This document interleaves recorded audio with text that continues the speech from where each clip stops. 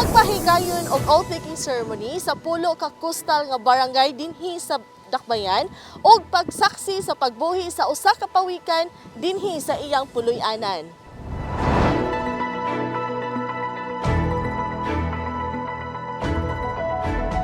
Isip pag-obserba sa kasaulugan sa World Wildlife Day, gibuhian ang usa ka pawikan ngadto sa iyang natural nga puloy-anan kaniadtong Marso 2 sa Barangay Banbanan.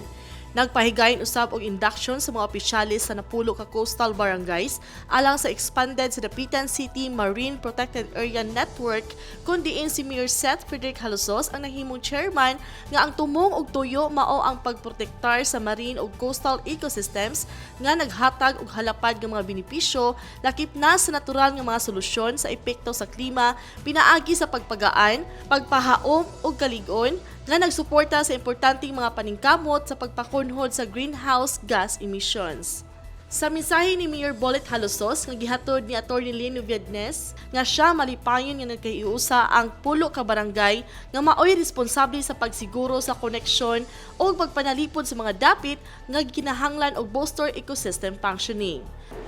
Dapitan is blessed to have both sea and land resources. Og dili nato ikalimod nga ang dakong bahin sa dapitan duol sa dagat. Malipayon ako nga karong adlaw na nagiusa kita diri alang sa pag-indak sa napo ka barangays nga mahimong miyembro sa Marine Protected Area Network. This means that we have more barangays who will be responsible in ensuring the connection and protection of those areas needed to bolster ecosystem functioning so that the overall health of the ocean is not jeopardized by human uses. Ang pagprotekta sa atong kadagatan ug sa mga kaisdaan ug uban pa nga namuyo nini dako kaayo nga epekto sa tibuok kalibutan. Kay kini makasiguro sa atong pagpadayon sa supply sa pagkaon ug proteksyon batok sa mga natural nga kalamidad.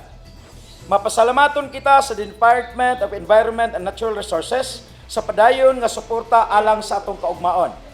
We need all barangays to work hand in hand to ensure the sustainability of our city.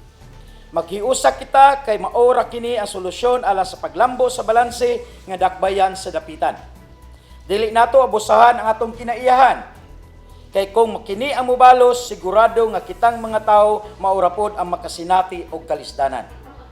Ana usab ang pasalamat ni Mayor Halusos sa Department of Environment and Natural Resources nga nagpadayon ang ilang suporta alang sa kaugmaon ug naghangyo ngadto sa mga katawhan nga magtinabangay ug magkahiusa aron sa kalambuan sa dakbayan. Matod usab ni CENR Officer Adelaida Borja nga anaa ang pagkamaabtiko ni Mayor Halusos sa pagkonserbar o pagpanalipod sa nahabilin nga natural nga kahinguhaan ilabi na sa mga coastal nga barangay ug siya nag-awhag nga kon makakita sila og sama sa pawikan ug uban pang wildlife nga mga hayop mamahimong moduol sa buhatan sa Sindro ug DENR. Mayong buntag sa tanan labi na gyud sa padayon nga naminaw gasunod anin programa ang gina-conserve, gina-preserve kining ato ang mga wildlife o karong buntaga ato ang nakita nato diri na ato ang gi-release sa iyahang habitat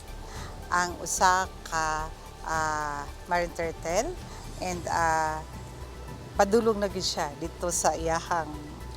natural habitat and ako makita pod nato no naa siya tagging, gitag na to siya para ma-monitor kung halimbawa karon nakaabot siya kung asa dapit nga lugar mapa Pilipinas man or gawas sa nasod mahibaw-an nga kani di ay nga pawikan is gikan dire sa tuwa sa dapitan sa Zamboanga del Norte and mao lagi no atong giawhag po ang katawhan na halimbawa po makakita sila o makakuha sila og ing-ani nga klase na ato ang wildlife ipahibalo gyud dayon no sa ato ang opisina sa DENR or sa city government ng Dapitan City and we know the fact that no less than our butihing mayor is very much active no as far as conserve and protection of our remaining natural resources, lalong-lalo na po ang ato ang mga wildlife at saka dito sa coastal barangays. Gihato ni Mary Grace Sumampong, Forest Technician 1 ang Communication, Education and Public Awareness o SIPA, kalabot na sa pawikan kung unsaon pag-atiman gikan pa sa itlog hangtod na sa pagdako. Nasayran nga karong umalabot Marso 14, adunay konsultasyon tali sa kagamahan ng lokal ug sa mga stakeholders nga ang katuyuan aron hisgutan kabahin sa marine turtle net sulod ning lalawigan nga 11 ka mga lungsod ug 2 ka syudad kun diin adunay 28 ang natala nga nesting site sa tuig 2022. Gikan sa City Information Division, Guy Amis alang sa dapitan karon.